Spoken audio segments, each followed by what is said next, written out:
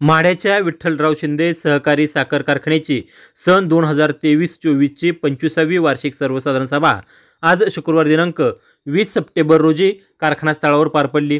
यावेळी झालेल्या वार्षिक सर्वसाधारण सभेमध्ये विठ्ठलराव शिंदे सहकारी साखर कारखान्याचे अध्यक्ष व माढ्याचे विद्यमान आमदार बबनदादा शिंदे यांनी मोठा दणका देत जिल्ह्यातील इतर साखर कारखान्यापेक्षा 1 रुपया जादा दर देणार असल्याचे जाहीर करत ऊस दरामध्ये आघाडी निर्माण केली आहे। तसेच कामगारांना 2 महिन्याचा पगार बोनस देणार असल्याची घोषणा आमदार शिंदे यांनी केली आहे। यावेळी विठ्ठलराव शिंदे सहकारी साखर कारखाना युनिट नंबर 1 ने तब्बल 18,92,949 मेट्रिक टन ऊसाचे गाळप करत 18,66,450 क्विंटल साखर उत्पादन केले। याला 11.02 इतका साखर उतारा मिळाला आहे। तर 8,04,35,000 कोजनरेशन युनिट निर्यात केली आहे।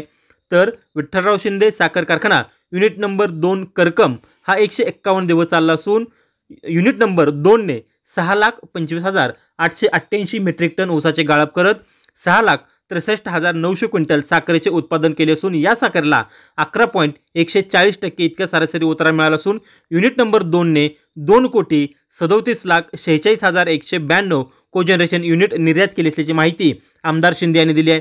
अशा प्रकारे माढ्याचे आमदार बबनदादा शिंदे यांच्या विठ्ठलराव शिंदे सहकारी साखर कारखान्याने गतवर्षीच्या हंगामामध्ये तब्बल 25,18,837 मेट्रिक टन ऊसाचे गाळप करत उच्चांक निर्माण केला आहे। आज झालेल्या वार्षिक सर्वसाधारण सभेत आमदार बबनदादा शिंदे यांनी मोठा निर्णय घेत ऊस दरामध्ये आघाडी घेतली आहे। यापूर्वी विठ्ठलचे चेअरमन अभिजित पाटील यांनी 35 रुपये दर जाहीर करत माढ्याचे आमदार बबनदादा शिंदे यांच्या समोर आव्हान निर्माण करत मोठा धक्का दिला होता। या धक्क्याची चर्चा संपूर्ण माढा मतदारसंघासह सोलापूर जिल्ह्यामध्ये होत होती। मात्र आज झालेल्या वार्षिक सर्वसाधारण सभेमध्ये आमदार बबनदादा शिंदे यांनी धक्क्याला आज मोठा दणका दिलाय। माढा विधानसभा मतदारसंघासाठी आमदार बबनदादा शिंदे यांचे पुत्र रणजितसिंह शिंदे व विठ्ठलचे चेअरमन अभिजित पाटील यांनी जोरदार मोर्चेबांधणी करत आमदारकीसाठी मोठी चुरस निर्माण केली आहे।